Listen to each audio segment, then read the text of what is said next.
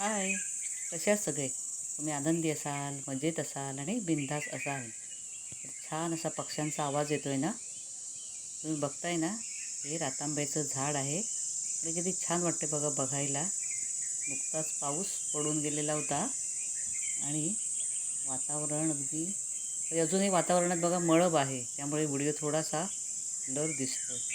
तर हे लाल असे रातांबे माझ्या आईकडे मी गेले होते सुट्टीतून आणि तेव्हा हे केलेला हा व्हिडिओ आहे. आणि हे बघा हे एवढे रातांबे काढले होते. झाड लहानच होतं. तर किती छान वाटतात बघा हे रातांबे. आणि हे रातांबे फोडून नंतर याचं छान असं पन्हं तयार केलं गेलं आहे. कारण आम्ही याला रातांब्याचं पन्हं म्हणतो. काही जण याला सरबत म्हणतात. तर व्हिडिओ आवडल्यास नक्की लाईक करा, शेअर करा, सबस्क्राईब करा. थँक्यू.